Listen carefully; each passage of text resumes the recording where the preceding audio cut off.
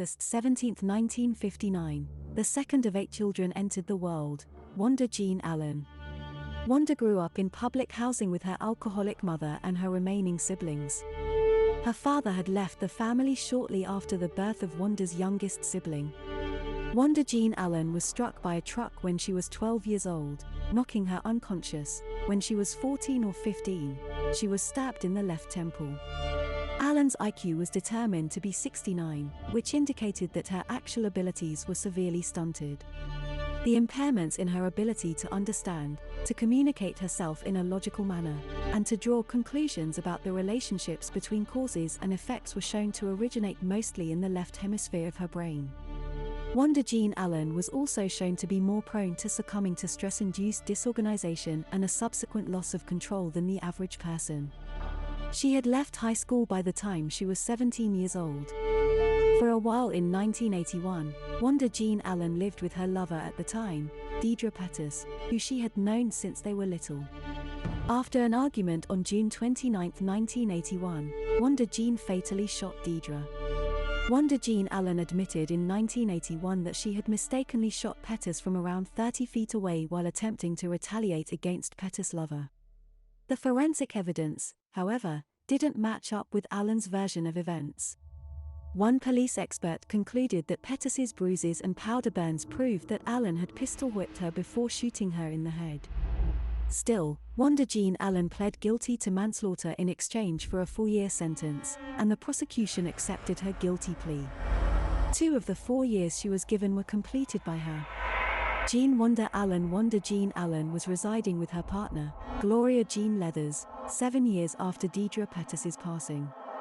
They met in jail and proceeded to have a very volatile and dangerous relationship. Leathers, who was 29 at the time, was shot outside the Oklahoma City police station in the Village on December 2, 1988. The 2 women had an argument in the supermarket just 15 minutes before the incident. A police officer from the city drove the women home and waited outside while Leathers unloaded her car. On their way to register a complaint against Wanda Jean, Leathers and her mother were stopped. Allen shot Leathers once in the abdomen when Gloria Jean got out of the automobile. The shooting occurred in front of Leathers' mother. No one in the police department saw the shooting, but 2 officers and the dispatcher heard the shot. Police found a handgun, calibrated at .38, near the women's residence, which they suspect was used in the shooting. On December 5, 1988, Gloria passed away as a result of her wounds.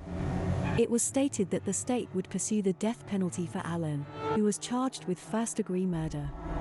The self-defense case at Allen's trial centered on evidence that Leathers had a history of aggressive behavior and had stabbed a lady to death in Tulsa, Oklahoma in 1979.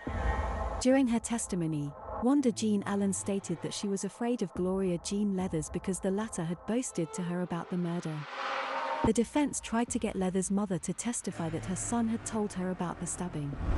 The prosecution raised an objection, however, and the court ruled that hearsay couldn't be used. Allen was portrayed by the prosecutor as a heartless liar. A jury has judged her guilty of first-degree murder and given them the option to put her to death. Prosecutors contended at the punishment phase that Wanda Jean Allen deserved the death penalty because she was a continuing threat to society, had a history of violent crime, and had committed the murder in an attempt to evade capture. The jury agreed that Allen's case included the first 2 aggravating factors. She had a nice relationship with her family, solid work ethics, and a legitimate fear of the victim, all of which were offered as mitigating factors in her case. The prosecution likened the murder of Leathers to the murder of Deidre Pettis during the sentencing phase by presenting testimony about the circumstances surrounding Pettis's death.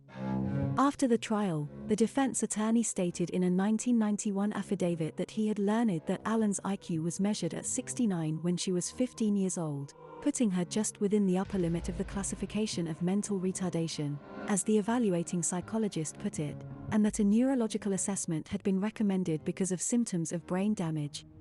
In court, the attorney said, "I did not search for any medical or psychological documents or seek expert assistance for use at the trial."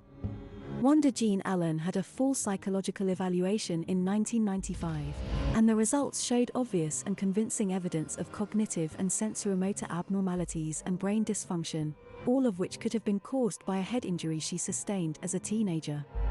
The death penalty was awaiting Wanda Jean Allen for 12 long years. Her clemency petition was rejected. On January 11, 2001, at the Oklahoma State Penitentiary in McAlester, Wanda Jean Allen, 41, was killed by lethal injection by the state of Oklahoma. 24 family members of Gloria Leathers and Deetra Pettus, who were both murdered, made the trip to witness their executions. Many people viewed the execution through a veiled window. Allen prayed, "Father, forgive them," as he lay on the gurney before his execution. "They have no idea what they're doing." She also gave her pal and appeal lawyer Steve Presson a tongue out and a grin. While they were trying to kill her, he claims she was dancing on the mattress. At 9:21 p.m., she was officially deemed deceased. Many of Leather's loved ones have said that the execution finally allowed them to feel closure. It had been over 50 years since a black woman had been put to death in America, but Wanda Jean Allen was the first.